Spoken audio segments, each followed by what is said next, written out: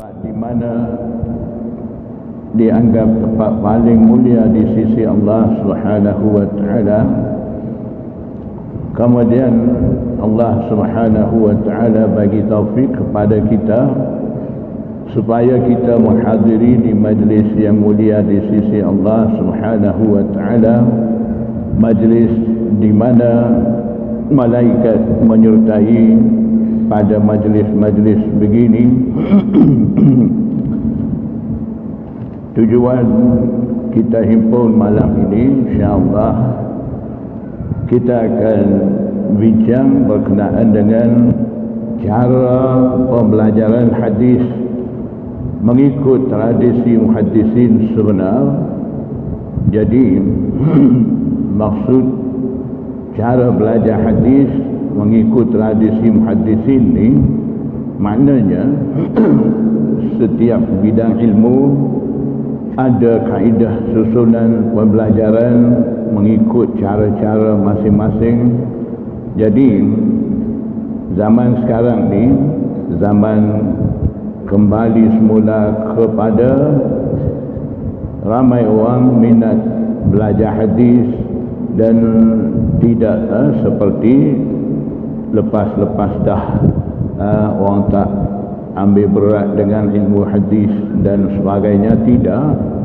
Jadi itu satu anugerah yang baik daripada Allah Subhanahu wa taala, iaitu ramai orang sekarang hendak kembali ke arah beramal Al-Quran dan As-Sunnah, dan mereka selalu menyebut kita beramal dengan hadis-hadis ni, biar ada hadis-hadis kita amal ni hadis-hadis sahih, jangan jadi hadis dhaif, jangan jadi hadis-hadis tu hadis palsu dan sebagainya.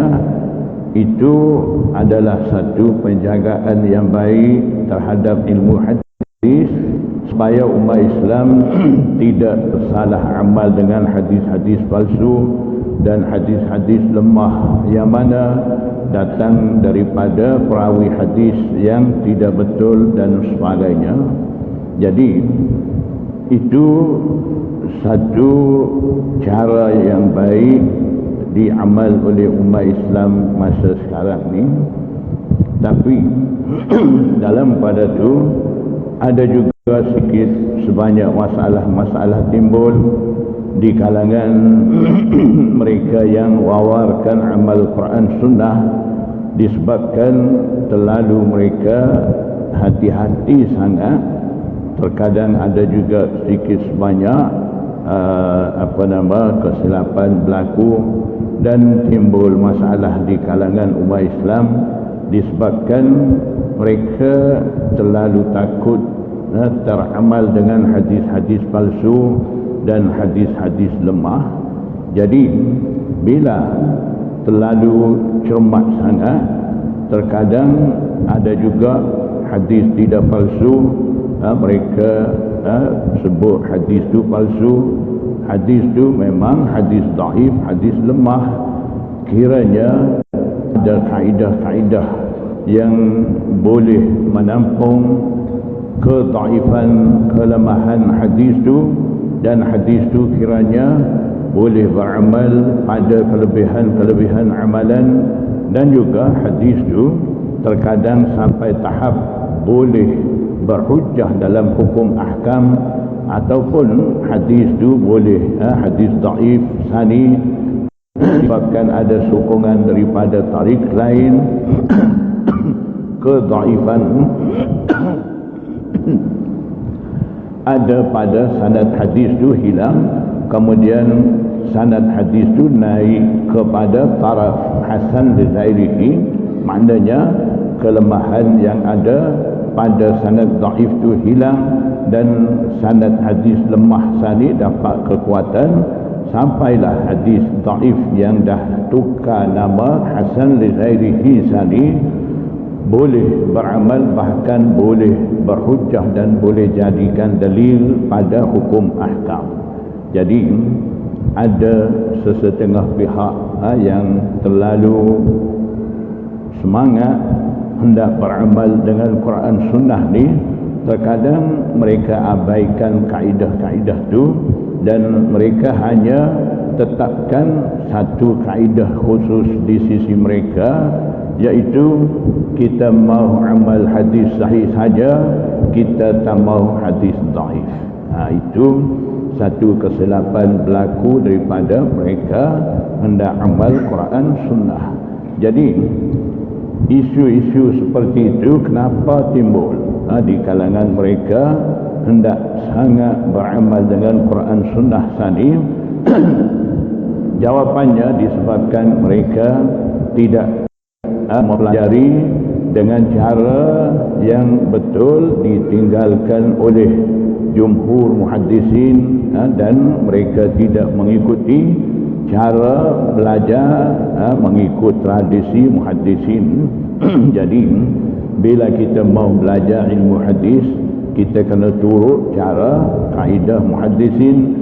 Bila kita mau mahir ilmu tafsir, kita kena ikut usul-usul kaedah-kaedah yang ditinggalkan oleh mufassirin, dan kita nak faham hukum ahkam daripada Al-Quran dan As-Sunnah, kita kena ikut jejak langkah dan kaedah-kaedah yang ditinggalkan oleh fuqaha mujtahidin.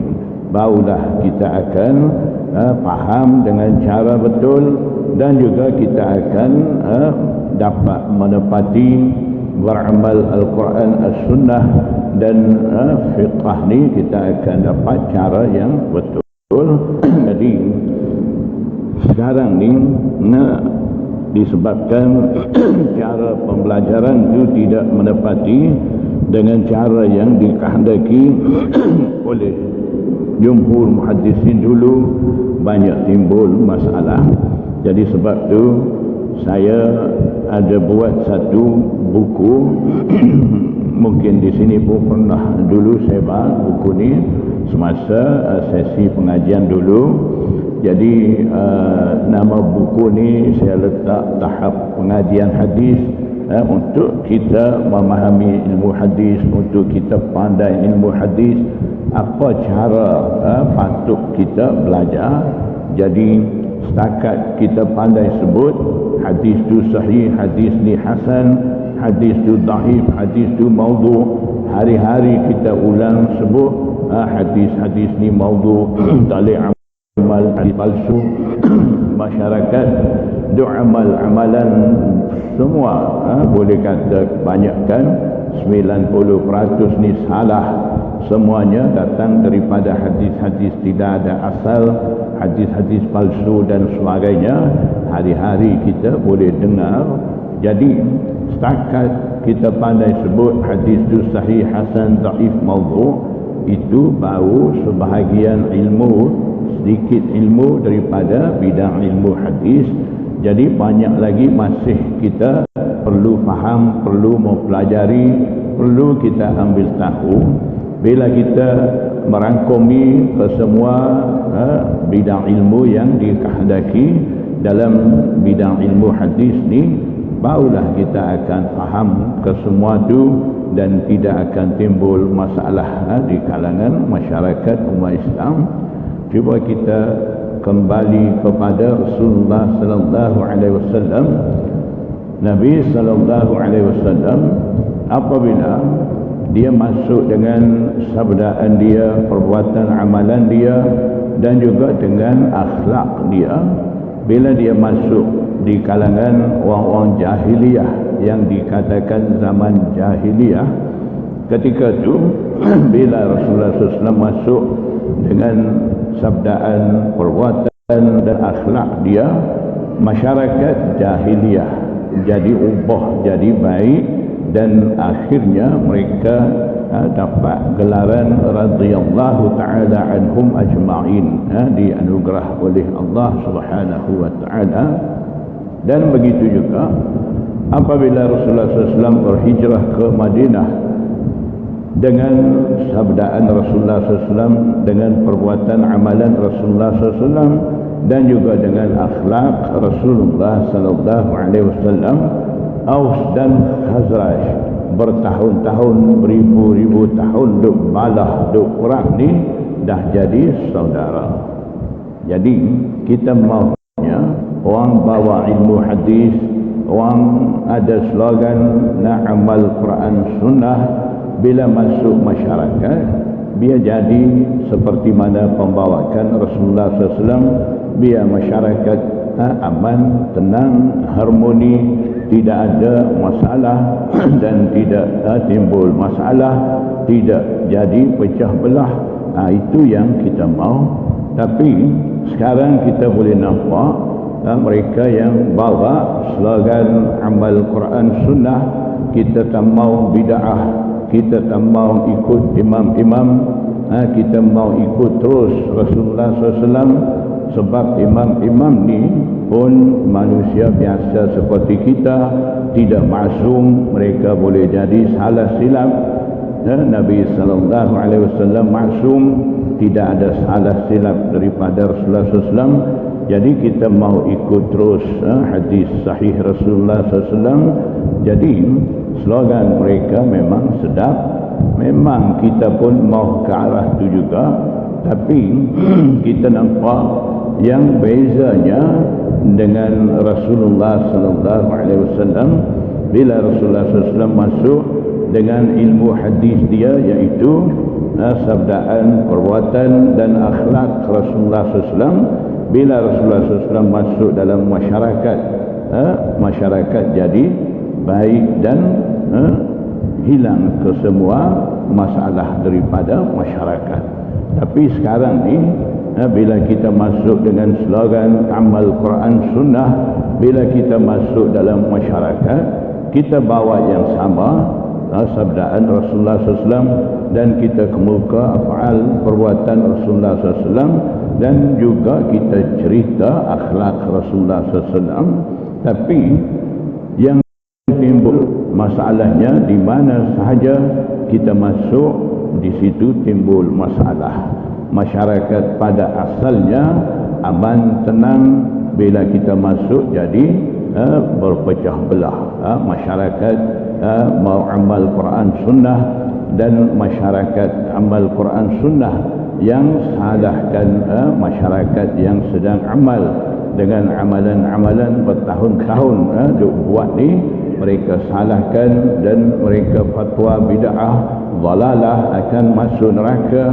Dan sesetengah tepat kalau amalan masyarakat ni tidak menepati dengan fahaman mereka, mereka fatwa sampai kafir, halal darah, mereka bunuh sesama umat Islam.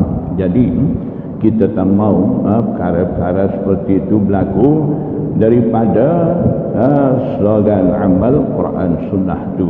Jadi kalau kita bawa slogan amal Quran Sunnah, biar menepati dengan kehendak Allah dan cara Rasulullah SAW sebenar. Kalau kita bawa cara yang sebenar, tidak akan timbul masalah. Memang ada khilaf, perselisihan faham di sisi mufassirin, muhaddisin dan fuqaha mujtahidin, tapi dalam kepercayaan kita, akidah dan juga amalan harian kita dah ada peraturan-peraturan yang dah ditetapkan daripada alim ulama dulu. Misal kata, kita sekarang di Malaysia ni, kita mengambil fahaman akidah Asy'ariyah. Kita mengikuti ijtihad daripada Imam Abdul Hasan Asy'ari, yang mana dia dah pun ijtihad daripada Al-Quran dan As-Sunnah, fahaman akidah yang sebenar yang dikehendaki oleh Allah Subhanahu wa taala, iaitu akidah Ahlus Sunnah wal Jamaah yang tidak tersangkut paut dengan akidah musyabbihah dan akidah mujassimah, yang mana akidah tidak menjisimkan Allah Subhanahu wa taala, tidak menganggap Allah Subhanahu wa taala menyerupai dengan makhluk dan sebagainya, bersih daripada semua itu ditetapkan oleh Imam Abul Hasan Al-Asy'ari, iaitu akidah Ahlus Sunnah wal Jamaah. Jadi maknanya di kalangan kumpulan akidah ada banyak fahaman akidah. Jadi kita tak ambil semua akidah tu, dan apa yang masyarakat Malaysia sedang pegang, iaitu akidah Ahlus Sunnah wal Jamaah dibawa oleh Imam Abul Hasan Asy'ari ataupun dibawa oleh Imam Abu Mansur Maturidi. Jadi ada fahaman lain, akidah lain seperti Syiah, Mu'tazilah, Khawarij dan sebagainya, Murji'ah dan sebagainya. Kita tidak ambil akidah-akidah itu disebabkan itu daripada berkurun-kurun dah pun ditetapkan akidah Ahlus Sunnah wal Jamaah lah akidah yang betul, akidah yang menepati dengan Al-Quran dan As-Sunnah, akidah yang akan menjayakan seseorang Islam di akhirat nanti, akan masuk syurga dan akan lepas daripada neraka. Jadi kalaulah contohnya di tempat di mana kita di Malaysia ni sedang pegang dengan akidah Ahlus Sunnah wal Jamaah, sedang menuruti fahaman yang diasaskan oleh Imam Abul Hasan Al-Asy'ari, kalau kita ramai fahaman-fahaman akidah-akidah yang salah daripada negara lain seperti akidah Syiah, Khawarij, Mu'tazilah, Murji'ah, Musyabbihah, Mujassimah dan sebagainya, itu tidak tepat pembawakan seperti itu. Jadi akidah Ahlus Sunnah wal Jamaah iaitu Allah Subhanahu wa Ta'ala tidak bertempat, tidak berjisim. Jadi kita membawa sekarang Allah Subhanahu wa Ta'ala duduk atas arasy, Allah Subhanahu wa Ta'ala mempunyai tangan, Allah duduk atas arasy selayak dengan kedudukan dia dan sebagainya. Akidah-akidah yang bercanggah dengan akidah Ahlus Sunnah wal Jamaah, kalaulah masuk akidah-akidah itu daripada umat Islam sedang pegang dengan akidah Asy'ariyah, akan tukar jadi akidah Mujassimah.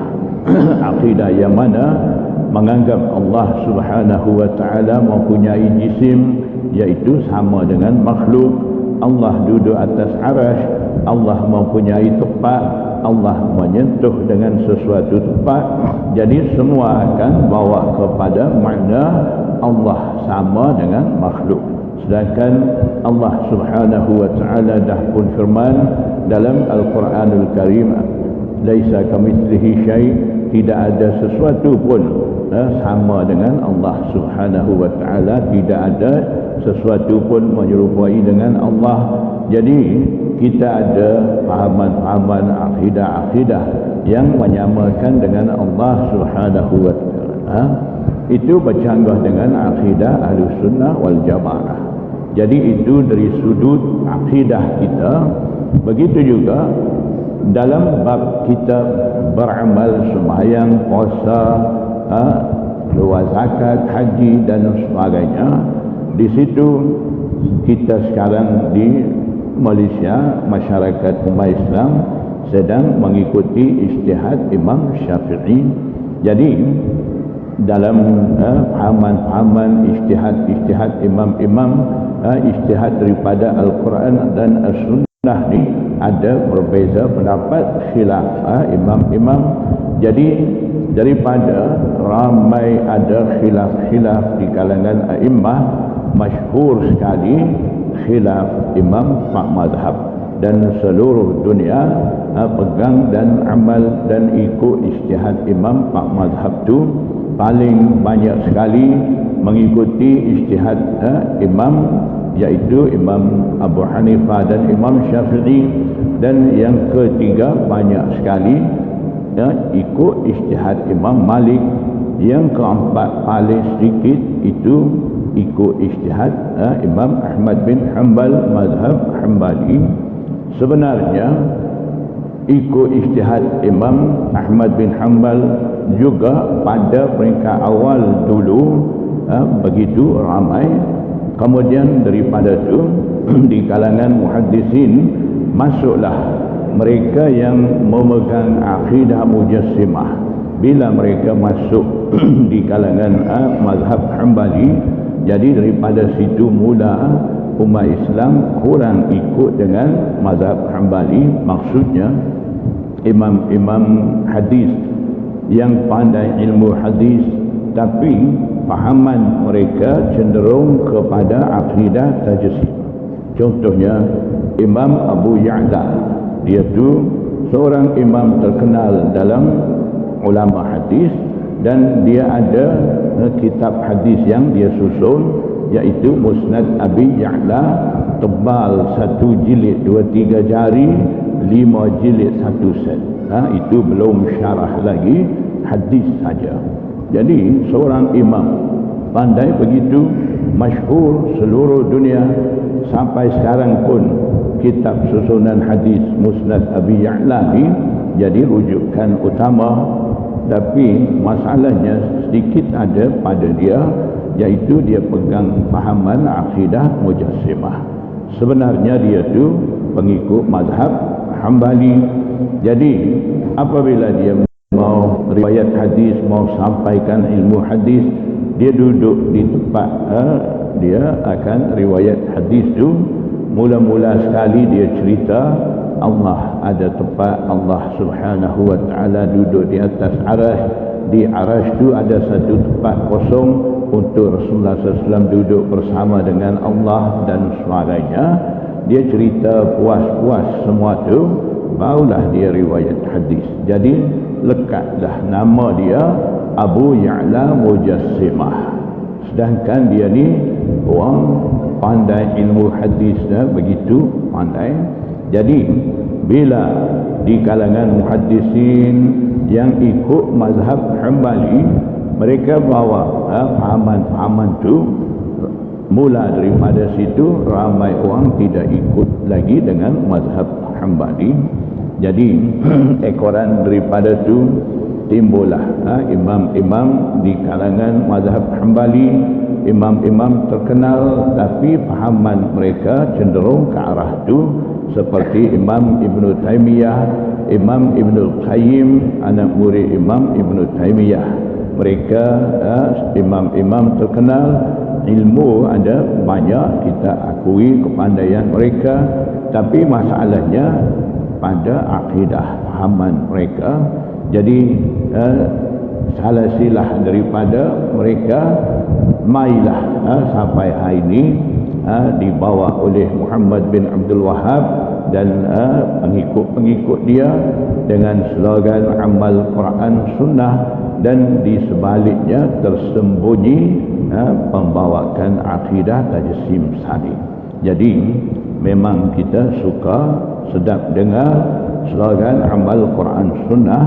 Kita semua umat Islam amal Quran Sunnah, tidak amal yang lain.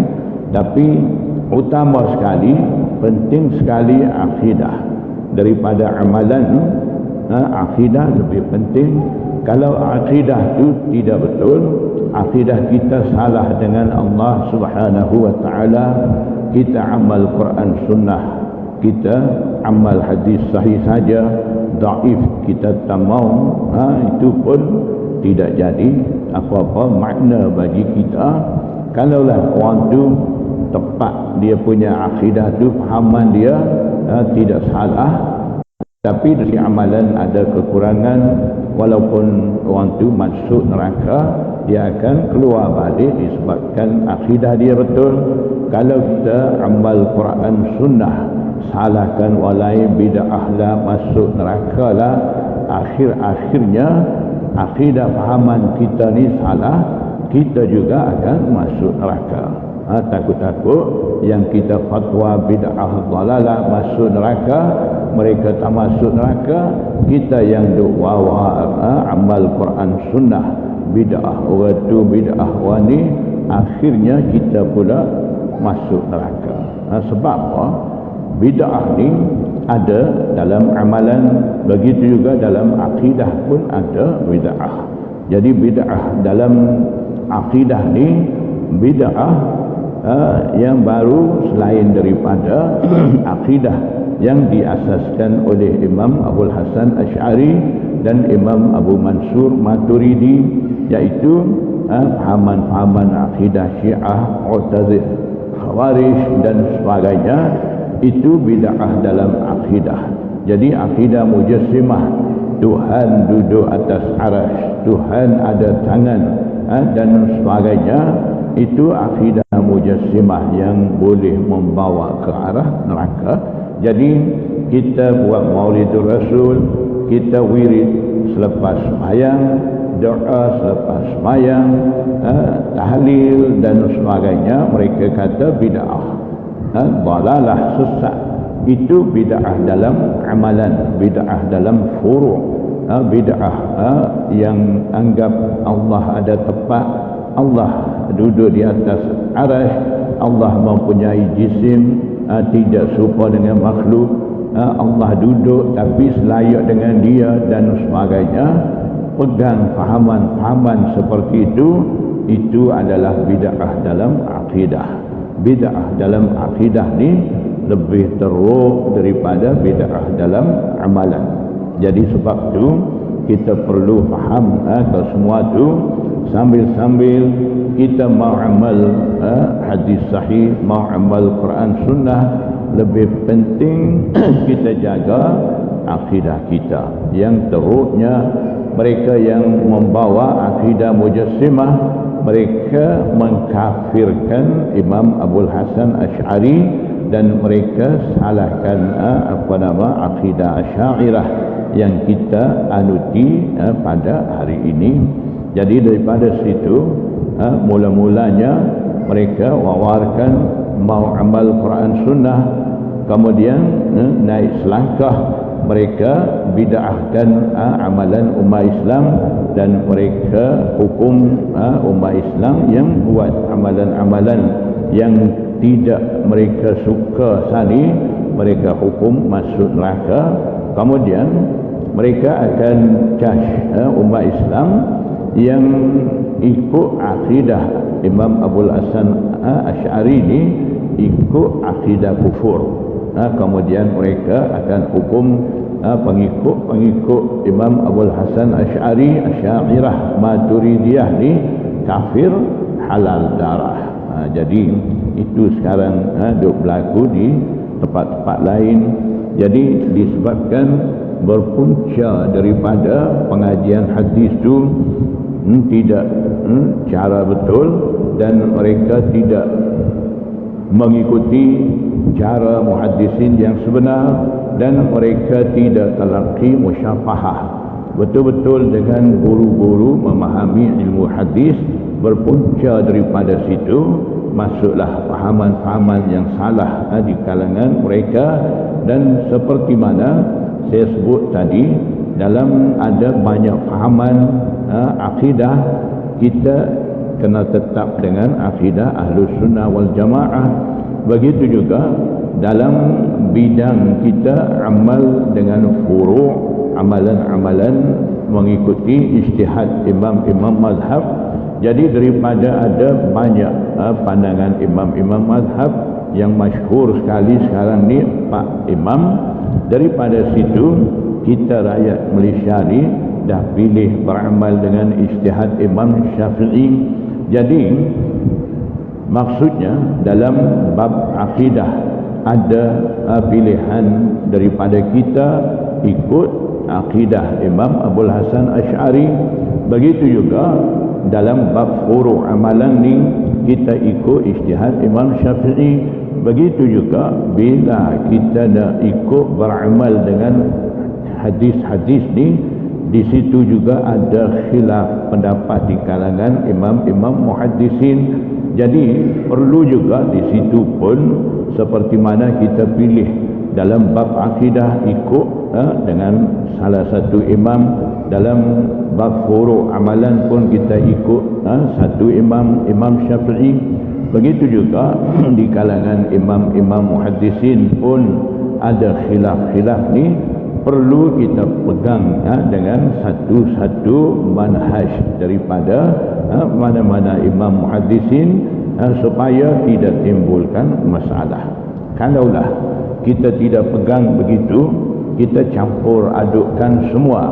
Contohnya dalam bab akidah, kita tidak tetap dengan akidah Asy'ariyah Ahlus Sunnah wal Jamaah. Kita benarkan ke semua umat Islam ni ambil ikut suka-suka masing-masing. Aku mau Syiah, mau Khawarij, dia mau Mujassimah, tak apa, bebas. Boleh ambil mana suka.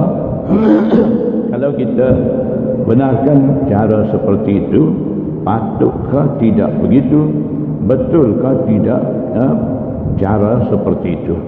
Begitu juga dalam bab furu' ada 4 imam yang diakui benar ke semua imam 4 mazhab ni. Jadi kita kata tak apa, aku Syafi'i, aku Hambali, dia Hanafi, dia Hambali, tak apa, bebas ikut ambil mana-mana, tak apa. Kalau buat macam tu akan datang rahmatkah ataupun akan datang perbalahan, perpecahan. Begitu juga di kalangan muhaddisin pun ada khilaf pendapat di kalangan imam-imam muhaddisin berkenaan hadis-hadis itu, ataupun berkenaan dengan penentuan hadis-hadis sebagai hasan, sahih, dhaif, maudhu' dan sebagainya. Di situ juga ada khilaf. Jadi seperti mana dalam bab akidah dah pegang satu akidah Asy'ariyah, begitu juga di kalangan di dalam bab furu' pun dah ambil ijtihad Imam Syafi'i. Begitu juga dalam bab kita mengikuti beramal dengan ilmu hadis ni, kita umat Islam dah pun buat pilihan ikut dengan fahaman ataupun ijtihad daripada imam-imam muhaddisin yang mempunyai sikap sederhana supaya tidak timbul masalah dalam bidang ilmu hadis tu. Jadi seperti mana dalam bab akidah ada berbeza fahaman akidah, seperti mana dalam bab furu' amalan ada berbeza ijtihad imam mazhab, begitu juga dalam bidang ilmu hadis pun ada juga berbeza pendapat. Seperti ada ulama muhaddisin yang mempunyai sikap sederhana menentukan hadis-hadis sebagai sahih, hasan, dhaif, maudhu' dan sebagainya. Begitu juga ada muhaddisin yang mempunyai sikap terlalu keras menentukan hadis sebagai sahih, hasan, dhaif, maudhu' dan sebagainya. Maksud sederhana dan maksud terlalu keras ni kita perlu faham. Contohnya satu-satu hadis ni datang daripada Rasulullah SAW dengan mana-mana satu sanad. Dalam sanad hadis tu ada perawi yang riwayat hadis ni, terkadang perawi hadis tu mempunyai kurang ingatan, itu satu hal. Yang satu lagi, perawi hadis tu dituduh berbohong. Dituduh berbohong maksudnya dia sendiri tidak bohong tapi orang anggap dia ni pembohong, jadi tuduh dia tu pembohong. Itu satu jenis. Yang satu lagi dia sendiri suka buat palsu, hadis-hadis palsu dia riwayat. Jadi di situ disebabkan ada keadaan perawi-perawi hadis itu berbeza, hadis-hadis datang daripada mereka pun berbeza. Jadi hadis datang dengan sanad, dalam sanad itu ada perawi hadis kurang ingatan, hadis itu akan dinamakan hadis dhaif, hadis lemah. Hadis dhaif biasa, tidak hadis lemah sangat. Ada hadis lemah, ada hadis sangat lemah, ada hadis dianggap palsu, ada hadis kira betul-betul hadis itu palsu. Banyak lagi jenis hadis ini, jenis-jenis yang sekarang popular di kalangan umat Islam Malaysia. hari-hari sebut sahih, hasan, dhaif, maudhu', saya sentuh setakat tu. Jadi bila hadis tu datang daripada perawi hadis yang kurang ingatan, hadis tu akan dikategorikan sebagai hadis dhaif, hadis lemah. Satu. Yang kedua, hadis tu datang dengan satu sanad. Dalam sanad hadis tu ada perawi hadis ni dituduh berbohong. Kalau begitu hadis tu akan dianggap dhaif jiddan, sangat-sangat lemah. Tapi hadis tu tidak dikira hadis palsu lagi, tak anggap lagi palsu. Yang anggap palsu ni hadis yang datang dalam perawi sanad tu ada perawi hadis dia sendiri suka reka cipta hadis-hadis. Kalau begitu hadis tu dianggap hadis palsu. Jadi ada peringkat-peringkat hadis ni tidak sama, tapi masalahnya orang-orang nak amal Quran sunnah ni mereka tetapkan dua jenis saja, sahih, tidak sahih, dhaif. Sahih wajib amal, dhaif lemah ni wajib tolak. Mereka bawa kaedah tu. Jadi sebenarnya kaedah tadi bercanggah dengan kaedah yang ditinggal oleh jumhur muhaddisin, seperti mana akidah yang ditinggal oleh Imam Abu Hasan Asy'ari itu bercanggah dengan akidah Syiah, Mu'tazilah, Khawarij, Murji'ah. Jadi tak pakai fahaman-fahaman tu. Begitu juga kita dalam bab hadis ni pun ada ketetapan daripada jumhur muhaddisin berdasarkan kaedah-kaedah disepakati oleh jumhur muhaddisin, kebanyakan muhaddisin. Jadi apabila kaedah daripada jumhur muhaddisin tadi bercanggah dengan kaedah daripada sesetengah sebahagian muhaddisin, itu dianggap fahaman syaz, yang tidak diutamakan fahaman-fahaman tu. Jadi nak azan dulu.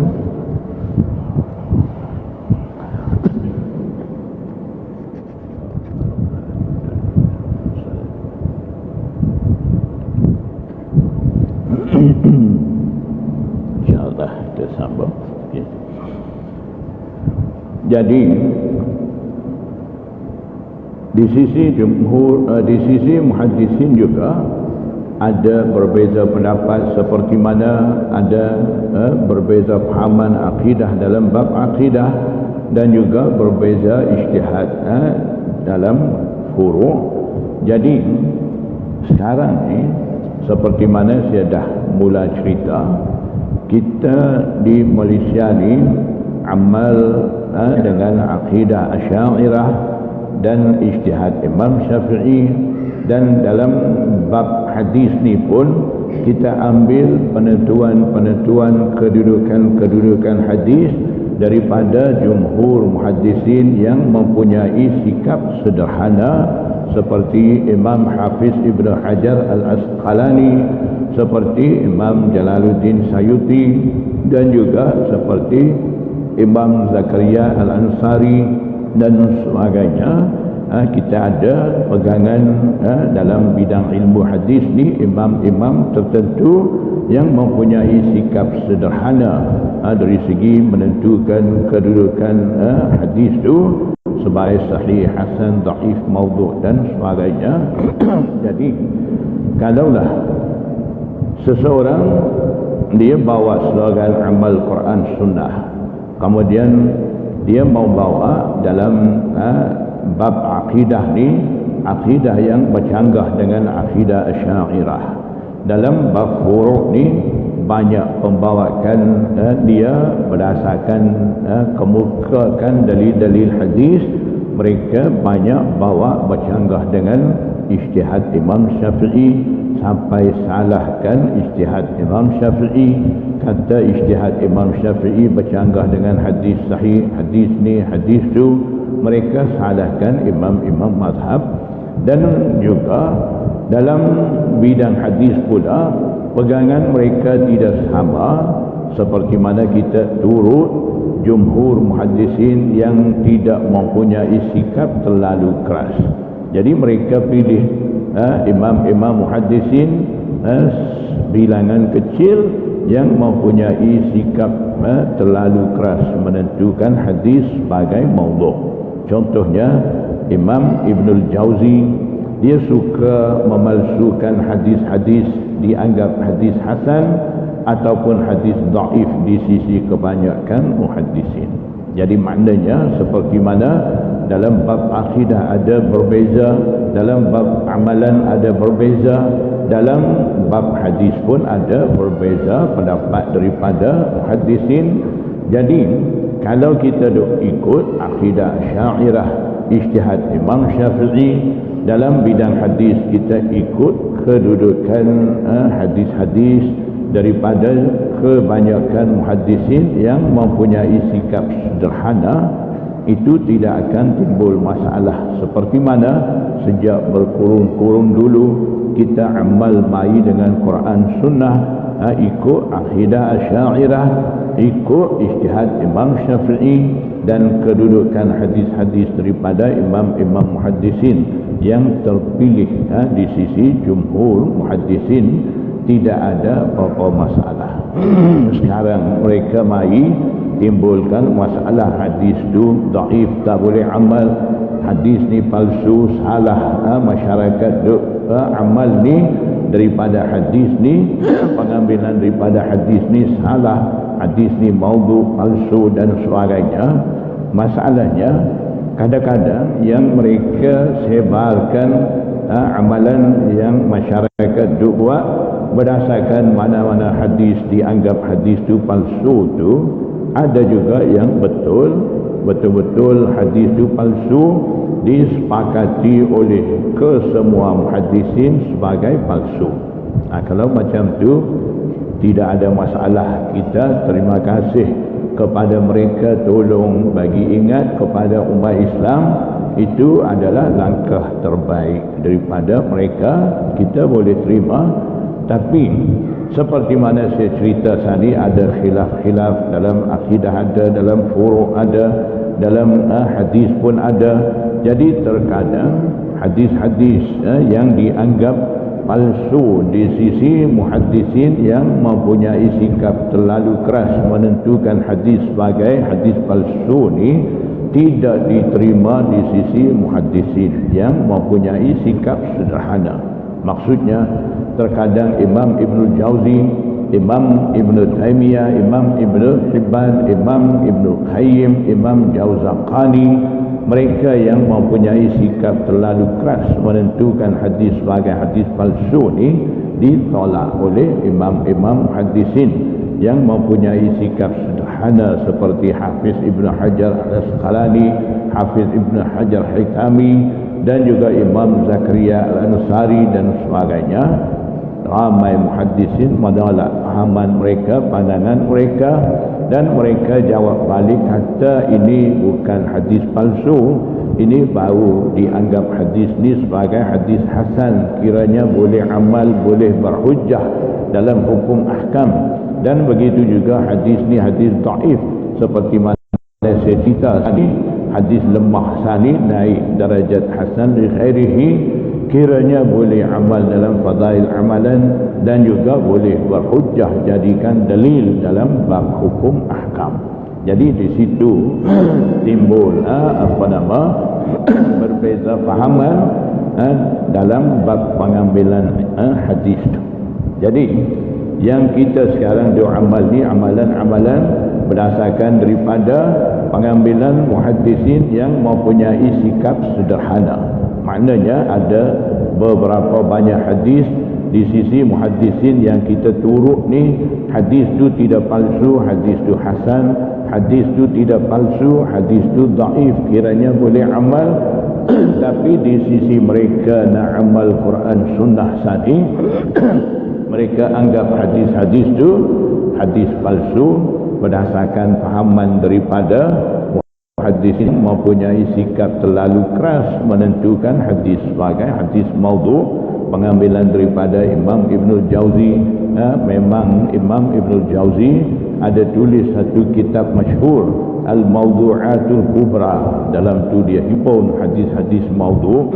Jadi Dalam tu dia masukkan hadis palsu, hadis-hadis palsu, dan disebabkan sikap dia terlalu keras menentukan hadis sebagai hadis palsu, dia masukkan hadis hasan pun sebagai hadis palsu, hadis dhaif pun sebagai hadis palsu. Kiranya hadis-hadis yang Imam Ibnul Jauzi anggap hadis palsu ni, di sisi Hafiz Ibnu Hajar, di sisi Imam Zakaria Al-Ansari, di sisi imam-imam hadis lain tidak dianggap palsu. Maknanya muhaddisin tu amal dengan hadis tu, ambil hukum daripada hadis-hadis tu. Jadi sampai mai amalan-amalan yang kita buat ni daripada muhaddisin yang mempunyai sikap sederhana sani. Maknanya ada sebahagian hadis kita amal sebagai hasan, dhaif, dianggap salah daripada kumpulan ikut dengan fahaman Imam Ibnul Jauzi. Jadi itu masalah pengambilan, satu masalah. Satu lagi masalah dari segi pengajian ilmu hadis. Sekarang ni ramai suka menyebut hadis tu sahih, hadis ni dhaif. Jumpa orang sebut hadis, tanya hadis tu sahih ke dhaif, kita mau amal hadis sahih saja, dhaif tak mau. Seolah-olah hadis sahih saja wajib amal, hadis dhaif ni wajib tolak. Kalaulah kita kata hadis sahih juga ada, kita tak boleh amal, perlu kita tinggal. Hadis dhaif juga perlu kita ikut. Kalau kita kata begitu, mungkin pokok tu kata Maulana ni sesat dah, tidak betul. Ada hadis sahih pula, ada yang tak perlu amal, hadis dhaif pula perlu amal. Kalau macam tu, mereka akan kata salah. Jadi mereka dia kata hadis sahih ni wajib amal, hadis dhaif ni wajib tolak, ni itu bukan kaedah. Kaedah sebenarnya hadis sahih ni wajib amal. Di situ ada dua syarat. Syarat pertama, hadis sahih itu tak boleh jadi hadis mansukh, hadis yang dah dibatalkan hukum daripada hadis itu oleh Rasulullah SAW. Tak boleh jadi hadis yang dah dibatal hukum. Barulah hadis sahih itu wajib kita amal. Jangan kata apa Maulana ni kata hadis sahih pun ada, hukum dah ditarik balik, dah dibatal. Itu mungkin orang akan timbul soalan, kenapa hadis sahih ada yang tak boleh amal, hukum dah dibatal? Jadi jawapannya bukan hadis saja. Dalam Al-Quran pun ada ayat mansukh. Ayat tu ada dalam Quran, kita baca, kita dapat pahala, tapi hukum daripada ayat tu sekarang dah dibatalkan, tidak wajib lagi kita amal. Ada banyak ayat-ayat seperti itu dalam surah Al-Baqarah sendiri. Salah satu salasina ayatan mansukhah. Ada 30 ayat mansukh, 30 ayat dalam satu surah Baqarah saja. Hukum daripada ayat-ayat itu dah ditarik balik oleh Allah, dah dibatalkan oleh Allah sendiri. Ada turut ayat lain dianggap ayat nasikh, ayat tetap hukum. Jadi ayat Quran pun ada nasikh mansukh, hadis pun begitu juga. Jadi terkadang hadis itu hadis sahih ada dalam Bukhari, tapi hadis itu mansukh di sisi mana-mana imam mujtahid, dia tidak akan ambil hukum daripada hadis itu, dia akan cari hadis yang memansukhkan, membatalkan hukum daripada hadis sahih itu. Ada hadis sahih yang lain yang membatalkan hukum daripada hadis sahih itu. Jadi dia akan amal dengan hadis nasikh itu, tinggal hadis mansukh itu. Jadi maknanya hadis sahih wajib amal. Syarat pertama, hadis itu tak boleh jadi mansukh. Yang kedua, hadis sahih itu wajib amal. Syarat yang kedua, hadis sahih sani tidak boleh bercanggah dengan hadis sahih yang lain. Kalau bercanggah, tidak wajib amal lagi, selesai dulu percanggahan ada di antara dua hadis sahih itu. Jadi macam mana mau selesai, kita tak mampu, Itu imam-imam mujtahidin, imam-imam muhaddisin, mereka lah pandai.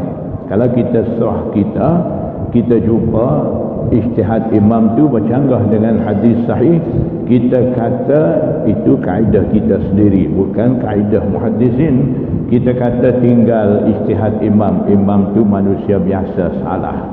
Kita ikut hadis ni daripada Rasulullah maksum. Kalau orang dah tahu kaedah, orang dah faham penyelesaian di antara percanggahan di antara hadis-hadis, dia tidak akan jawab begitu. Orang dah faham, dia akan jawab ijtihad imam di sini bercanggah dengan hadis ni betul. Ada juga hadis lain menepati dengan ijtihad imam ada. Jadi sebenarnya bercanggah ni hadis sama hadis, bukan ijtihad imam tu bercanggah dengan hadis. Penyelesaian ketika tu hadis sahih sama hadis sahih tu bercanggah. Jadi dua-dua hadis sahih masa tu tidak wajib amal lagi, percanggahan tu kena selesai dulu. Jadi imam-imam mazhab seperti Imam Abu Hanifah, Imam Syafi'i, mereka ada kaedah-kaedah untuk menyelesaikan percanggahan-percanggahan itu. Mereka akan cantum, akan selaraskan dua hadis sahih yang bercanggah tu supaya dapat amal dua-dua hadis tu. Kalau tak dapat, mereka akan cari hadis mana patut utamakan beramal dan hadis mana terpaksa tinggal. Jadi rajih amal, marjuh tinggal. Jadi dengan cara tu mereka akan selesai. Ketika tu hadis rajih akan menepati dengan ijtihad imam, hadis marjuh yang ditinggal hukum tu akan bercanggah dengan imam. Jadi kita bagi fahaman-fahaman yang sebenarnya kita sampaikan kepada umat Islam supaya umat Islam faham jelas percanggahan-percanggahan hadis tu dan tidak salah anggap dengan imam-imam mujtahid dan tidak biadab dengan alim ulama dulu dan tidak akan kritik dengan Imam Syafi'i. Kalau kita tidak ada pengajian hadis yang betul, pemahaman hadis yang betul, kita akan mudah-mudah hukum ketika tu. Jangan ikut imam salah, kita ikut hadis. Itu kaedah kita untuk menutup kejahilan kita yang tidak mampu nak bagi faham umat Islam tu, kita salahkan imam. Itu bukan kaedah. Kaedah di situ ada supaya umat Islam faham dengan jelas. Jadi untuk faham kesemua tu bukan mudah. Jadi mungkin tertanya-tanya hadirin hadirat di sini, macam mana kita mau faham sampai tahap tu. Kita pun dah berumur, sekarang meningkat umur, masa tidak mengizinkan kita belajar. Jadi itu satu hal. Yang pentingnya biar kita ada fahaman betul-betul yang sepatutnya kita faham tu dulu. Itu nombor satu. Yang kedua, walaupun kita tidak sempat dah masa untuk belajar ke semua tu, kita azam betul-betul. Anak-anak kita, anak cucu kita, kalau tak sempat anak cucu ada, cicit ada, kita sampaikan fahaman-fahaman yang sepatutnya faham ni kepada keluarga kita, anak bini kita, anak cucu kita, supaya mereka cari jalan macam mana nak faham ilmu-ilmu ni semua dan menyelamatkan umat Islam daripada fahaman-fahaman yang sesat tu. Jadi dengan cara tu kita akan dapat.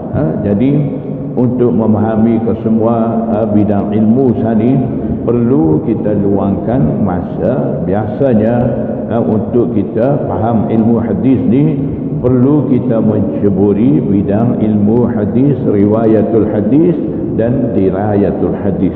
Riwayatul hadis ni kita menerima riwayat hadis-hadis daripada syekh-syekh yang mahir hadis, dan dirayatul hadis ni kita mempelajari fahaman hadis. Kita betul-betul nak faham hadis ni sahih, dhaif, hasan, macam mana cara kita nak amal dengan hadis-hadis tu, tak mau lari daripada cara muhaddisin sebenar. Jadi itu perlu kita memahami semua tu.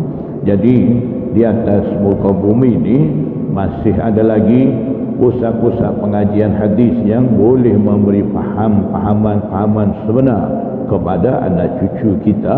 Kita pilih tempat-tempat tu, kita hantar anak cucu kita belajar di situ. Jadi sebelum kita hantar anak cucu kita nak belajar ilmu agama pun, jangan kita pakai lepas begitu. Semak dulu tempat tu macam mana, akidah fahaman di tempat tu, fahaman Ahlus Sunnah wal Jamaah betul ke, akidah Asy'ariyah betul ke, ataupun tempat tu slogan sedap amal Quran Sunnah tapi dia ajar fahaman Mujassimah, ataupun kita semak betul-betul tempat tu ajar betul-betul mazhab Syafi'i ke, ataupun dia bawa mazhab-mazhab lain. Jadi bila anak cucu kita pergi belajar tempat-tempat fahaman akidah tak betul dan pengambilan ijtihad tidak daripada Imam Syafi'i, mereka akan balik mai akan sebar apa mereka belajar dan mereka anggap apa yang mereka dapat belajar itulah betul. Mereka akan menegakkan apa yang mereka belajar tu. Jadi sebab tu kita perlu kita ambil tahu dulu. Jangan kita terlalu kagum dengan tempat-tempat masyhur. Anak kita belajar Madinah, anak kita belajar Jordan, itu tidak penting. Yang penting madrasah tu, universiti tu, tempat pusat pengajian tu, pertama kita semak akidah fahaman yang disampaikan oleh pusat pengajian tadi menepati dengan akidah Asy'ariyah ataupun tidak. Semak dulu. Yang kedua, betul ataupun tidak pembelajaran fiqh di situ utamakan fiqh Syafi'i. Yang lain bukan kata tak boleh belajar akidah Asy'ariyah, sambil tu ambil tahu apa itu Syiah, apa Mujassimah, apa Murji'ah, semua tu pun kena ambil tahu. Tapi itu sebagai pedoman saja, bukan nak pegang akidah tu. Yang nak pegangnya satu saja, Ahlus Sunnah wal Jamaah. Begitu juga kita boleh belajar pak mazhab, bahkan ada lagi masyhur semua sekali 8 mazhab. Kita boleh belajar semua tu, tapi kita nak amal, nak sampaikan kepada masyarakat umat Islam Malaysia ni ijtihad Imam Syafi'i. Jangan kita pergi belajar di sana, tempat tu utamakan ijtihad Imam Abu Hanifah contohnya. Di situ tidak baca qunut pada waktu subuh. Dia ada dalil tidak baca qunut tu. Imam Abu Hanifah utamakan dalil tu. Kita pun belajar di situ, balik mai kita bawa fahaman tu, bawa dalil-dalil tu, kita mengajar, kita sebarkan fahaman yang tak perlu baca qunut. Dan kita kata jangan baca qunut waktu subuh itu bid'ah. Sebab ada hadis sahih, qanata syahran summa tarakahu, qanata Rasulullah sallallahu alaihi wasallam summa tarakahu. Nabi sallallahu alaihi wasallam baca qunut hanya 1 bulan saja, kemudian Nabi sallallahu alaihi wasallam tinggal. Hadis itu hadis sahih, hadis Bukhari. Kenapa Imam Syafi'i baca? Ijtihad Imam Syafi'i ini salah. Jangan baca qunut. Jadi banyak timbul masalah. Ada banyak tempat, setengah tempat subuh tak baca qunut.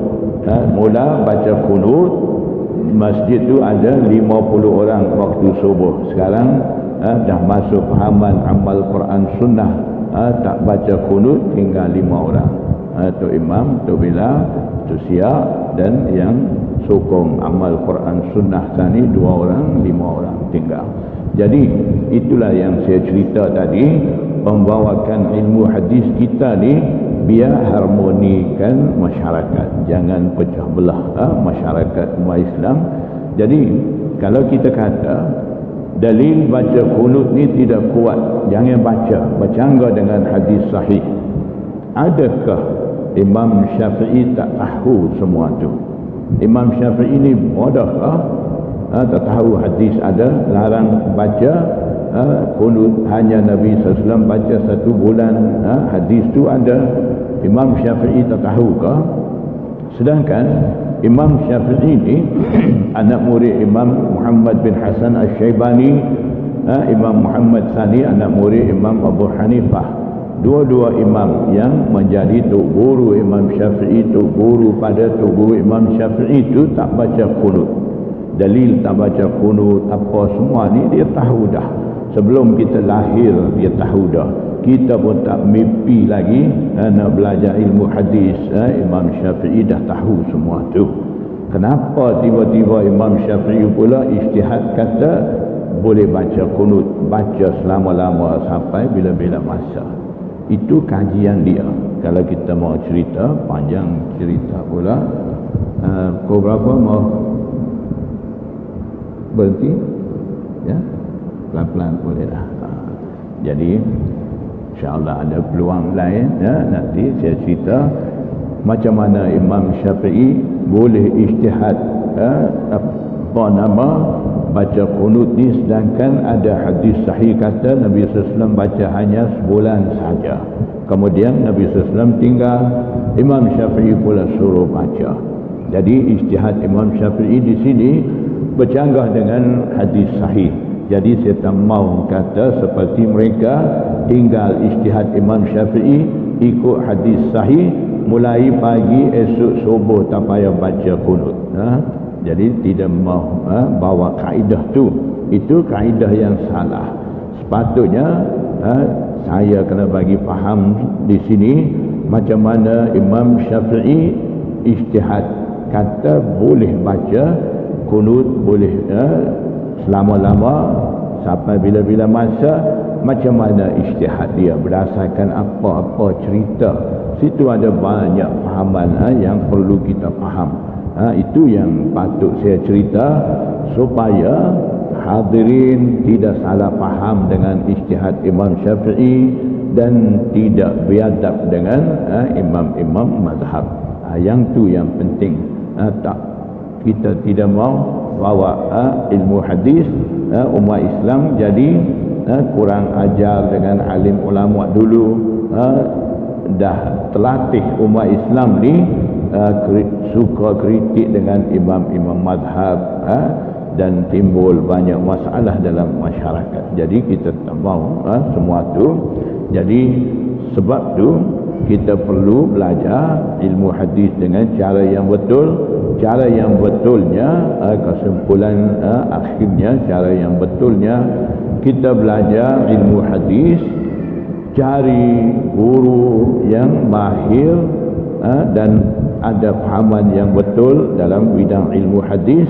Kita belajar kitab-kitab yang penting sekali dalam kitab-kitab. Ada banyak kitab hadis ni, sekurang-kurangnya 6 buah kitab hadis. Bukhari, Muslim, Tirmizi, Nasai, Abu Dawud, Ibnu Majah. 6 buah kitab hadis tu kita kena belajar. Kalau tak boleh, sekurang-kurangnya Tirmizi, Abu Dawud, Bukhari 3 buah. Tak apa dah. Jadi selain daripada tu banyak kitab lagi dari segi bidang jarah ta'dil, dari segi asbab wurudul hadis, dari segi ilmu rijal dalam bidang hadis ni. Bukan kita nak pandai sebut sahih, hasan, dhaif, maudhu' saja. Banyak lagi bidang ilmu hadis kita perlu pandai. Jadi bila merangkumi semua bidang ilmu hadis yang ada kaitan dengan ilmu hadis, barulah kita akan jelas pandangan kita dengan ilmu hadis. Sebab tu Syekhul Hadis Maulana Zakaria Al-Kandhalawi dia kata, saya ni makin banyak belajar ilmu hadis, makin lama saya mengajar hadis. Dia mengajar hadis hampir 50 tahun lebih dia mengajar ilmu hadis tu. Yang lain-lain pun dia pandai semua, dia mengajar, tapi tumpuan utama dia mengajar ilmu hadis. Jadi dia kata makin lama saya belajar hadis, makin banyak saya mengajar hadis, makin itulah saya nampak kebenaran dalil-dalil imam-imam mazhab tu. Jadi maksudnya kalau orang tu dah belajar dengan cara betul ilmu hadis, dah ada fahaman betul dengan ilmu hadis, dia tidak akan kritik dengan imam-imam mazhab. Makin lama dia menceburi diri dalam bidang ilmu hadis, makin itulah dia akan nampak dalil-dalil imam-imam mazhab ni masing-masing betul, mengikut tempat dia. Jadi bila dia tidak belajar dengan cara yang betul, tebuk sana sikit, tebuk sini sikit, ambil sana sikit, ambil sini sikit, tidak ikut cara muhaddisin sebenar. Bila belajar macam tu, fikiran dia sendiri celaru. Bila dia celaru fikiran dia, dia akan celarukan umat Islam dengan mengikut fikiran dia. Jadi itu yang penting. Jadi sebab tu kita pertama sekali hati-hati. Zaman sekarang ni banyak membawa ilmu hadis, banyak sebut ilmu hadis, kemudian timbulkan masalah. Yang tu kita hati-hati. Yang kedua, kita sendiri usaha untuk memahami ilmu hadis dengan sebenar. Kalau tak sempat masa bagi kita dorong ahli keluarga kita, masyarakat kita, kanak-kanak yang akan naik mai ni, biar mereka dapat belajar di pusat-pusat pengajian yang betul dan dapat pahaman agama yang betul, supaya tidak menimbulkan masalah dalam masyarakat umat Islam. Semoga Allah Subhanahu wa taala memberi taufik kepada kita supaya kita dapat amal semua hukum ahkam agama berkaitan dengan akidah dan juga furu' dan juga apa sahaja amalan tanpa menimbulkan sebarang masalah. Semoga Allah Subhanahu wa taala makbul ke semua amalan kita. Amin ya rabbal alamin. Wallahu a'lam.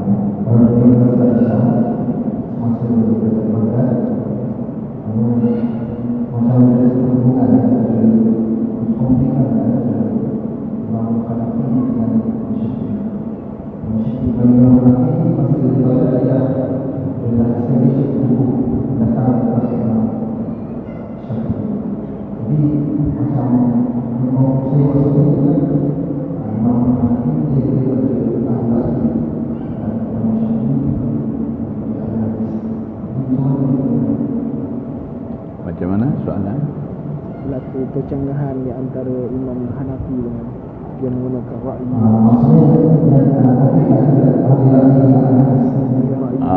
Ya. Bismillahirrahmanirrahim. Jadi maksud soalannya macam mana dikatakan orang Imam Abu Hanifah ni ashabul ra'yi, gitu tak?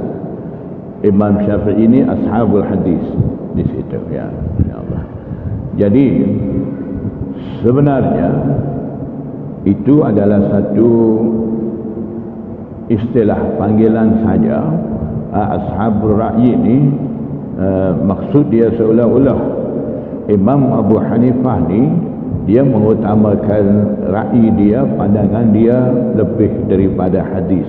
Itu yang makna dia, tapi sebenarnya tidak begitu. Nanti saya akan cerita. Ashabul hadis maksudnya ijtihad daripada Imam Syafi'i ini banyak menepati dengan hadis, begitu. Jadi sebenarnya kesemua imam mazhab, imam mujtahid punya ijtihad semua ni menepati dengan Quran Sunnah, tidak lari daripada Quran Sunnah. Jadi disebabkan timbul nama ashabul hadis dengan ashabul ra'yi ni berdasarkan kaedah-kaedah yang dipegangi oleh imam-imam mujtahidin itu berbeza daripada situ. Jadi Imam Syafi'i dia akan utamakan hadis sahih. Misal kata dia nak buat satu-satu hukum, apabila dia kaji, dia akan jumpa di situ dalam satu hukum ni ada banyak hadis, hadis sahih pun ada, hadis dhaif pun ada. Ketika itu Imam Syafi'i dia akan utamakan beramal dengan hadis sahih itu. Hadis dhaif dia tinggal, dan tanpa ada apa-apa campur aduk di situ pemikiran-pemikiran lain, supaya hadis dhaif pula terkadang lebih diutamakan dan sebagainya tidak ada. Jadi sebab tu orang-orang datang kemudian mereka kata Imam Syafi'i ni ashabul hadis, dia utamakan beramal dengan hadis. Imam Abu Hanifah pula bila dia nak buat satu-satu hukum, satu-satu ijtihad daripada hadis-hadis ni, dalam satu bab dia nak hukum ni, di situ ada hadis sahih, ada hadis hasan, ada hadis dhaif ada. Jadi Imam Abu Hanifah ni cara dia ambil ke semua hadis tu dan dia akan kaji, dan kaedah-kaedah ni bukan ada satu sahaja utamakan hadis sahih, seperti mana orang sekarang berkata kalau jumpa hadis sahih, hadis dhaif, utamakan sahih, dhaif tinggal. Betul, itu satu kaedah baru. Jadi dalam bab hadis-hadis apabila bercanggah satu sama lain, mana satu hadis kita nak utamakan beramal, yang mana satu hadis terpaksa kita tinggal tidak beramal. Dalam buat pilihan sekali ada kaedah-kaedah di sisi imam-imam mujtahidin ni hampir 50 hingga 100 kaedah. Dalam Kitabul I'tibar An-Nasikh wal Mansukh min al-Athar, Imam Hamdani masukkan di situ ada pendapat daripada imam-imam muhaddisin, kaedah yang menyelesaikan di antara pecanggahan-pecanggahan hadis ni hampir 50 ada. Dalam kitab An-Nukat, Hafiz Iraqi kata kaedah seperti itu ada hampir 100. Yang Imam Syafi'i utamakan hadis sahih, itu satu kaedah. Dan kaedah lain seperti mana Imam Abu Hanifah guna kaedah, misal hadis tu dalam satu bab ada hadis sahih, hadis dhaif pun ada. Ketika tu dia kaji, memang hadis sahih itu patut utamakan beramal, tapi dia tengok pula maksud daripada hadis dhaif tu macam mana dengan hadis sahih ni, yang mana lebih tepat dengan mana-mana maksud daripada ayat Quran. Contoh mudah faham saya bagi dulu, misal kita sembahyang, kita angkat tangan raf'ul yadain semasa kita nak pergi ruku, bangkit daripada ruku kita angkat tangan. Dalam mazhab Syafi'i angkat, mazhab Hanafi tidak angkat. Ada hadis yang datang daripada Rasulullah SAW yang angkat pun ada, yang tak angkat pun ada. Dua-dua hadis bercanggah. Jadi Imam Syafi'i tengok percanggahan di antara dua hadis ni, hadis yang angkat tangan ni di sisi dia lebih sahih daripada hadis yang tidak angkat tangan. Jadi Imam Syafi'i utamakan amal dengan hadis sahih tu. Imam Abu Hanifah dia tidak berhenti setakat tu, dia kaji lagi yang mana hadis lebih menepati dengan maksud mana-mana ayat Quran. Itu satu kaedah lagi dalam kaedah tarjih 50-100 tadi. Itu satu kaedah lagi disepakati ataupun ada khilaf di kalangan muhaddisin iaitu hadis tu walaupun hadis tu lemah, dhaif, kalaulah Maksud daripada hadis tu menepati dengan mana-mana maksud daripada ayat Quran, itu bermakna ayat Quran sani menyokong kepada hadis tu. Bila ayat Quran tu menyokong kepada hadis, di sisi Imam Abu Hanifah mengikut kaedah dia, hadis yang disokong oleh ayat Quran sani darajat dia lebih tinggi daripada hadis lain, walaupun hadis lain yang bercanggah dengan dia tu hadis sahih sekalipun. Itu kaedah di sisi Imam Abu Hanifah. Jadi ketika tu Imam Abu Hanifah sani dalam bab tidak angkat tangan, memang angkat tangan ni sahih, tidak angkat tangan ni dhaif, ataupun yang angkat tangan ni hadis Ali, tinggi dia punya sanad dia, maknanya daripada perawi hadis sampai Rasulullah. Di antara tu hanya ada perawi hadis 3 orang, yang tidak angkat tangan ni ada 4 orang. Jadi sanad yang tidak angkat ni lebih dekat dengan Rasulullah. Sanad yang tidak angkat tangan ni perawi ramai jauh dengan Rasulullah. Jadi Imam Syafi'i ambil yang perawi tidak ramai yang dekat dengan Rasulullah. Walaupun begitu, Imam Abu Hanifah dia kaji perawi hadis yang 3 orang, di antara riwayat orang riwayat hadis dengan Rasulullah, dan yang tidak angkat tangan perawi hadis ada 4 orang sani. Dia banding satu sama satu. Perawi hadis dalam sanad yang tidak angkat tangan ni, dia perawi hadis saja, hanya dia riwayat hadis saja. Perawi hadis dalam sanad hadis yang tidak angkat tangan ni, perawi hadis tu dia riwayat hadis pun pandai, dia faqih, dia faham hukum ahkam daripada hadis tu. Jadi itu satu kaedah pula di sisi Imam Abu Hanifah. Dia utamakan sanad hadis yang tidak angkat tangan tu disebabkan perawi dalam sanad hadis tidak angkat tangan ni lebih tinggi daripada perawi hadis dalam hadis angkat tangan tu. Maknanya itu semua kaedah-kaedah. Jadi di situlah orang kata Imam Abu Hanifah ni guna ra'yi, guna pandangan-pandangan. Sebenarnya kaedah-kaedah bukan dia guna akal dia, tidak.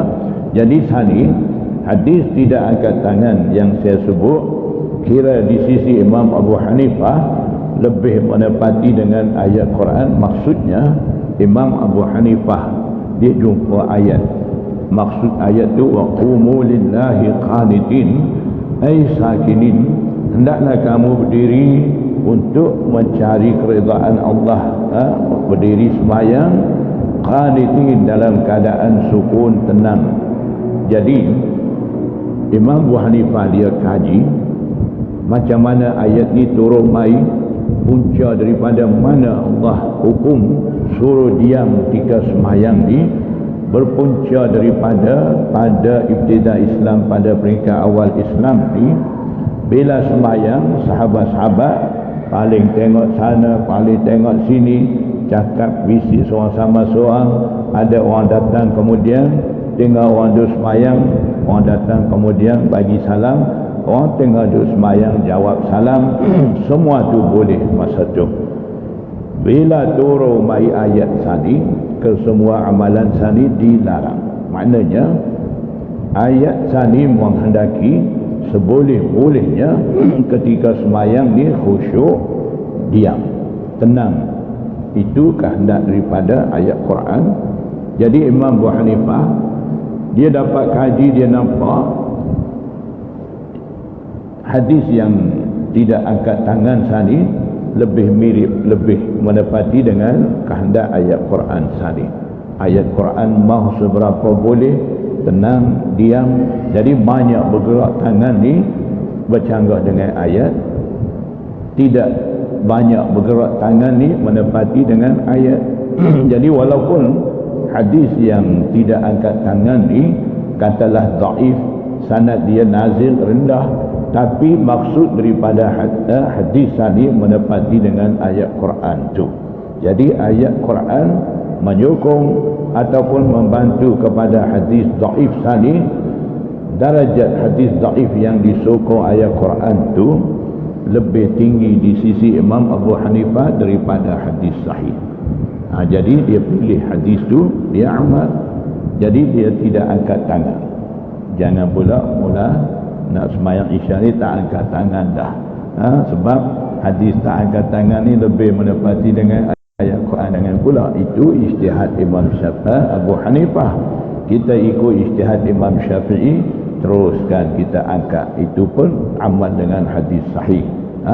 Sani cerita daripada Imam Abu Hanifah itu panduan bagi kita, bukan kita utamakan fahaman tu mau jadikan masalah dalam masyarakat amal Syafi'i pula. Tak perlu kita bawa.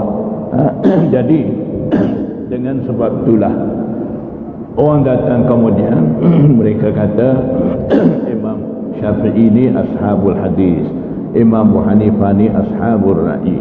Hafiz Ibn Hajar Al-Asqalani yang syarah kitab Bukhari Fathul Bari, dia tidak setuju dengan perkataan yang digelar kepada Imam Abu Hanifah dengan ashabul ra'i sani. Dia tidak suka. Dia kata jangan sebut begitu. Sedangkan Hafiz Ibn Hajar Al-Asqalani ni dia pengikut Imam Syafi'i. Dia tidak pandang rendah, tidak pelekeh dengan Imam Abu Hanifah. Sebab apa? Sebab mereka mempunyai fahaman hadis betul-betul. Jadi tidak salahkan mana-mana. Jadi saat itu memang ada di kalangan umat Islam sebut ashabul ra'i dengan ashabul hadis. Jadi Imam Abu Hanifah dia hidup di Baghdad, di Kufah. Imam Syafi'i dia juga pernah sampai di Baghdad, kemudian dia pergi ke Mesir.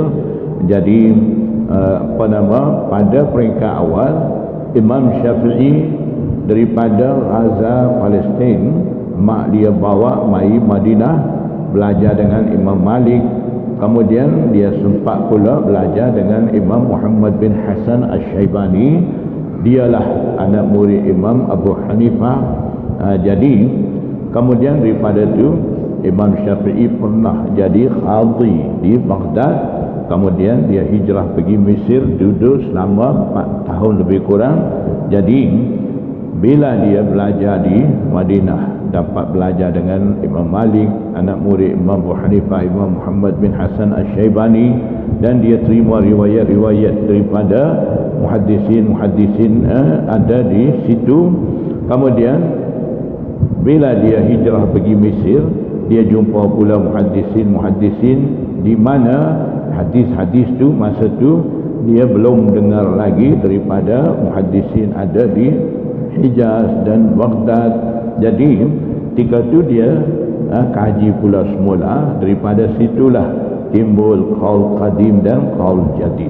Jadi semasa Imam Syafi'i ada di Baghdad, dia buat ijtihad, keputusan hukum tu dinamakan qaul qadim, pendapat lama. Dan semasa Imam Syafi'i buat keputusan di Mesir, setelah dia dapat penambahan hadis-hadis, kemudian timbul ijtihad dan itu dinamakan qaul jadid, pendapat baru. Jadi daripada adanya banyak pendapat lama, pendapat baru, mungkin kita timbul soalan macam mana kita nak beza sekarang ni, tetap nak pegang tu yang mana satu. Jadi itu semua ulama-ulama dulu dah pun kaji. Setelah Imam Syafi'i dah lalu 1200 tahun, ulama ramai dah wujud, mereka dah pun kaji. Hanya ada lebih kurang 17 hukum. Itu masih kita pegang pendapat lama Imam Syafi'i, yang lain pendapat baru daripada Imam Syafi'i. Kalau nak tahu 17 qaul qadim tu, itu kita belajar, insya-Allah.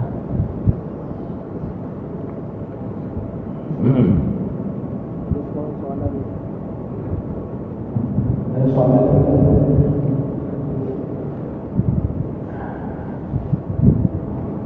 Baca tu.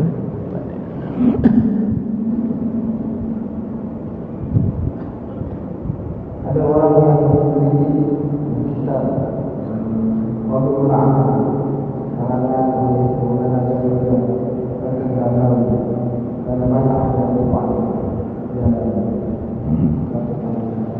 Ya. Memang ada orang kritik Fadail Amal karangan Syekhul Hadis Maulana Zakaria Al-Kandhalawi, disebabkan dalam kitab Fadail Amal selalunya orang tabligh dakwah baca hari-hari, bukan kata baca setepat dua, merata dunia duk baca kitab tu. Dalam 136 bahasa dah pun terjemah, dan seluruh dunia duk baca hari-hari di masjid, di rumah orang-orang tabligh baca kitab tu. Jadi dalam kitab tu Syekhul Hadis Maulana Zakaria Al-Kandhalawi dia masukkan hadis sahih ada, hadis hasan ada, hadis dhaif ada. Jadi yang kritik dengan kitab Fadail Amal ni disebabkan dalam kitab tu ada hadis dhaif. Itu seperti mana saya cerita, penyakit mereka ni wajib amal sahih, tolak dhaif. Itu cara mereka. Jadi cuba kita fikir, kita sekarang ni takut dengan kita tersalah amal dengan hadis yang tidak betul. Adakah Syekhul Hadis Maulana Zakaria yang pandai ilmu hadis, wara' taqwa lebih tinggi pada kita, lebih takut kepada Allah, adakah dia tu nak tulis hadis yang tak betul? Kalau orang baca, salah amal, orang amal tu pun dosa semua tu boleh ke dia, ada orang tu nak buat? Jawapannya tak, dia tidak akan buat.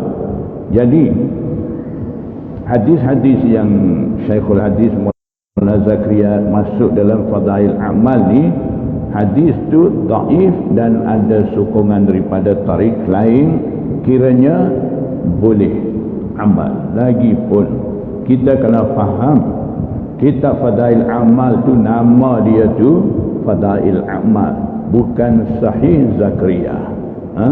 Sahih Bukhari, Imam Bukhari tulis hadis sahih saja, dia tak masuk dhaif, tak masuk hasan.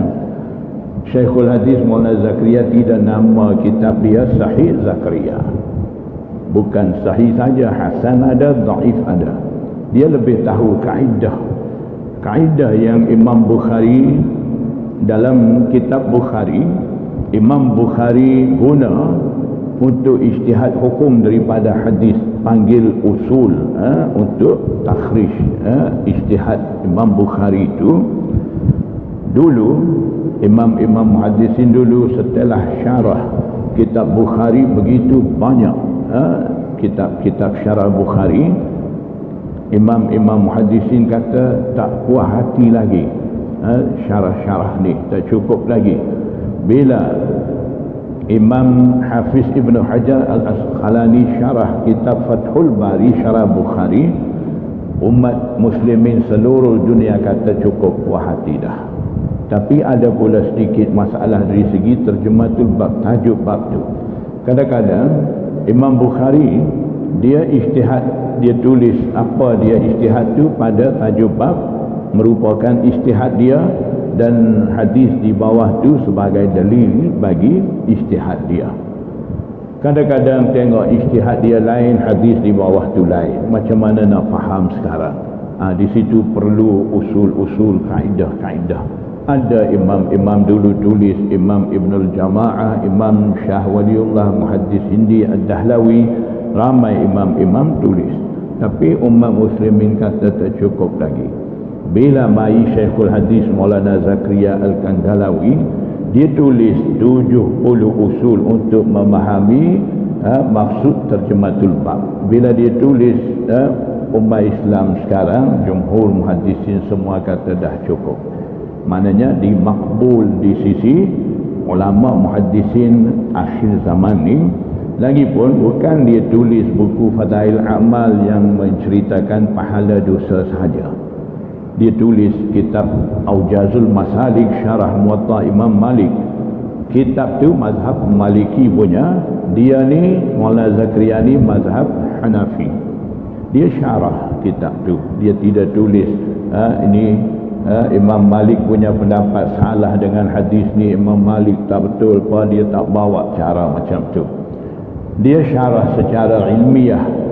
Sampailah ulama Hijaz bermazhab Maliki, mereka kata kalaulah Syekhul Hadis Maulana Zakaria Al-Kandalawi ni tidak tulis di muqaddimah kitab dia ni ulama Hind bermazhab Hanafi, kita akan anggap dia ni ulama Maliki daripada Hijaz. Sampai begitu ilmu hadis dia ilmiah, bukan kacau dalam bidang ilmu hadis tu. Dia tulis pula Syarah Bukhari 24 jilid, nama kitab Al-Kanzul Mutawari. Orang alim hadis.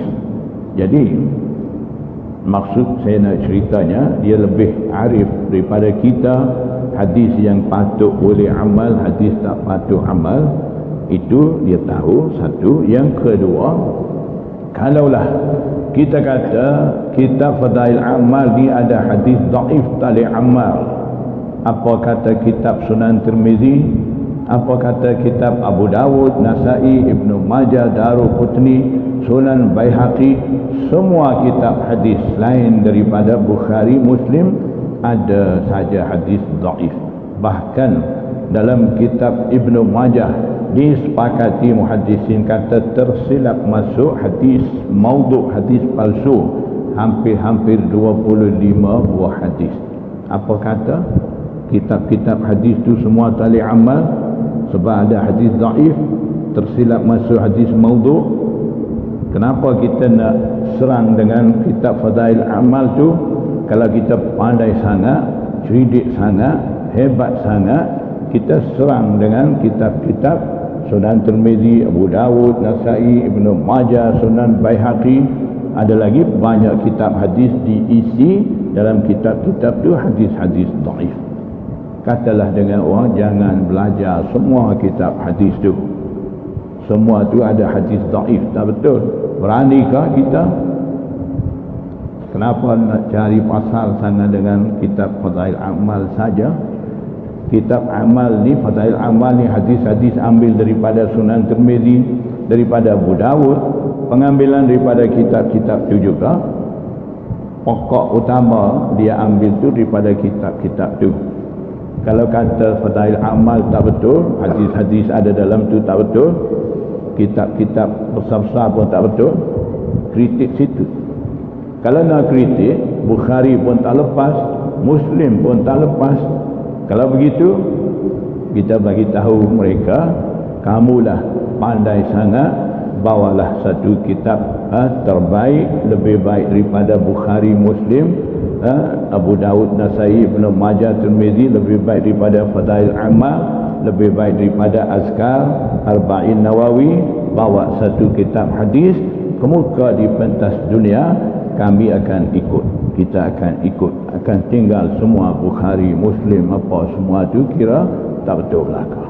Kalau nak kritik, Imam Daruqutni kritik dengan kitab Bukhari, setiap satu bab dia ada saja dia kritik, kata ada hadis-hadis bermasalah, sama ada perawi hadis, sanad hadis, katanya ada dalam kitab Bukhari pun hadis tidak sahih. Yang kritik ni bukan calon-calon orang, Imam Daruqutni sahibus sunan, dia pun ada tulis kitab hadis, dia yang kritik. Jadi saya nak tanya satu, kalaulah ada orang kritik dengan seseorang, kaedah tu macam mana? Yang kritik ni cerdik, yang kena kritik ni bodoh, kira begitu ke?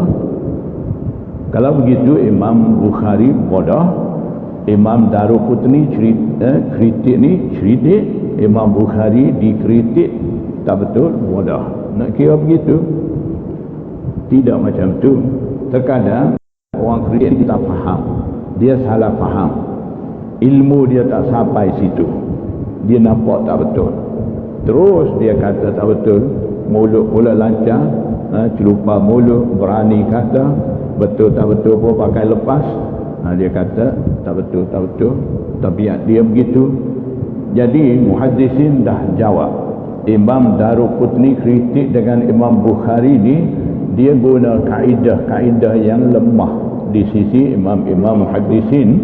Imam Bukhari punya kaedah-kaedah ni ada berlainan dengan kaedah dia guna. dia tak nampak di situ.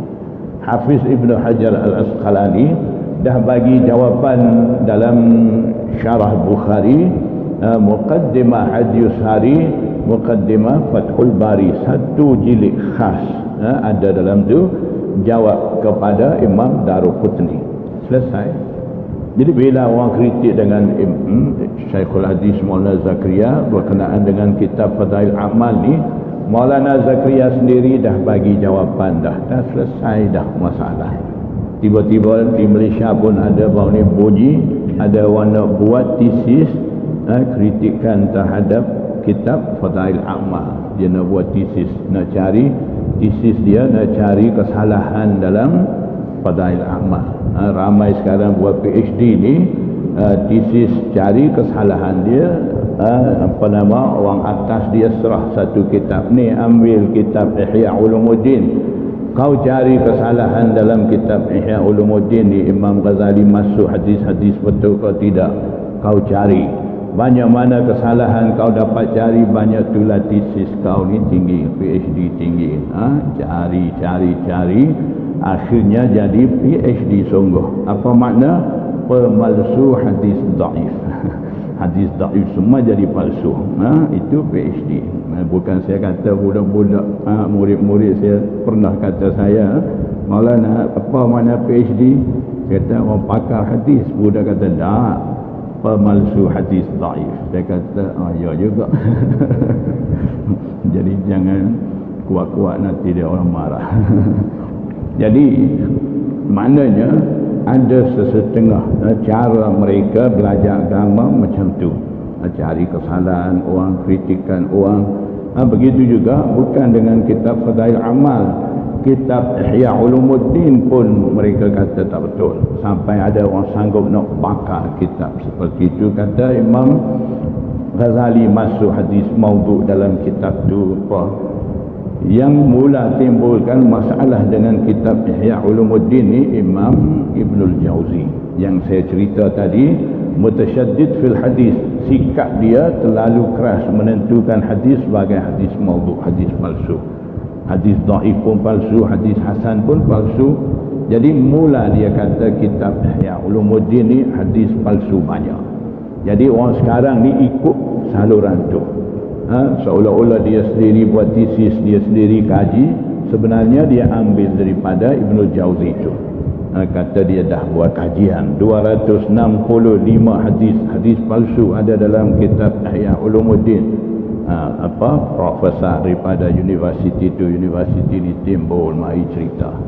Sebenarnya itu dah ada daripada Imam Ibnul Jauzi itu. Dia tiru, dia nakal nama dia. Jadi yang pelik satu, saya nak akhir dengan tu, kalau suka ikut Imam Ibnul Jauzi sangat dalam bab hadis, Imam Ibnul Jauzi kata hadis tu palsu, hadis ni palsu, kalau suka kita ikut sangat dia, kenapa dalam bab akidah ni tidak ikut Imam Ibnul Jauzi? Imam Ibnul Jauzi ni bermazhab Hambali, sama dengan Imam Ibn Taymiyah, yang mana Imam Ibn Taymiyah menjadi rujukan utama bagi puak-puak Salafi yang amal Quran Sunnah sani. Rujukan utama mereka Imam Ibn Taymiyah, Imam Ibn Qayyim, Muhammad bin Abdul Wahab. Di situ semua ni aliran bermazhab Hambali. Jadi Imam Ibn Taymiyah yang menjadi rujukan utama bagi puak-puak ni, dia tu kemudian daripada Imam Ibnul Jauzi sani. Imam Ibn Taymiyah banyak ikut penentuan hadis sebagai maudhu daripada Imam Ibnul Jauzi itu. Pengikut-pengikut mereka, kumpulan Salafi ni pun pegang Ibnul Jauzi dalam bab hadis tu. Kenapa dalam bab akidah mereka tidak ikut Imam Ibnul Jauzi? Seperti mana saya cerita tadi, dalam mazhab Hambali banyak akidah Mujassimah masuk. Jadi Imam Ibnul Jauzi sani dia pertahan, dia yang menolak fahaman tu. Dia tulis kitab-kitab menolak fahaman Mujassimah. Jadi pokok amal Quran Sunnah sekarang ni, bab menentu hadis sebagai maudhu, sebagai palsu, mereka pegang kemas dengan Ibnul Jauzi. Bab akidah mujassimah, mereka turut mujassimah. Ibnul Jauzi larang mujassimah, mereka tak pakai pula. Di mana pendirian mereka? Kita fahamlah di situ. Boleh tak kita nak ikut mereka selalu wawar amal Quran Sunnah, kemudian nak bawa kita ke arah akidah mujassimah dan nak bagi kita lucut amal dengan mazhab Syafi'i. Mereka mau bawa kita ke arah akidah mujassimah dan amal dengan mazhab Hambali. Dia nak di situ. Jadi kita hati-hati. Begitulah banyak masalah timbul dengan kitab-kitab ni, bukan fadail amal saja, dengan Bukhari pun tak lepas. Jadi supaya saya kata sani, kalau tak betul semua kitab ni tulis mai satu kitab kemuka di pentas dunia, biar umat Islam nilai kitab kamu lebih hebat ataupun kitab ulama dulu lebih hebat, mana patut ikut. Umat Islam akan buat keputusan di situ. Allahu a'lam.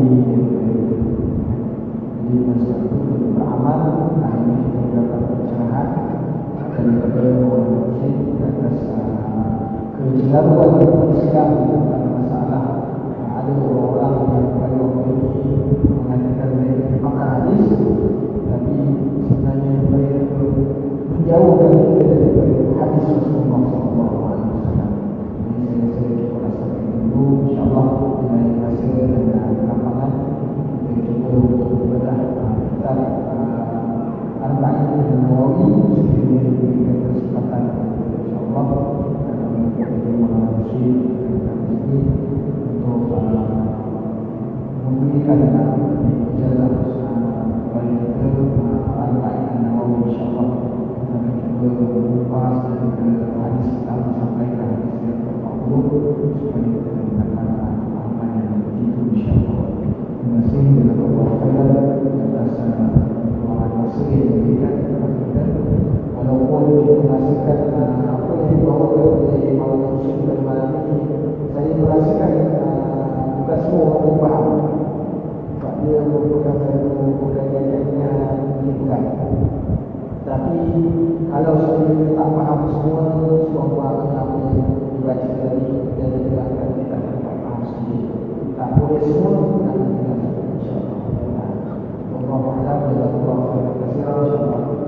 kasih.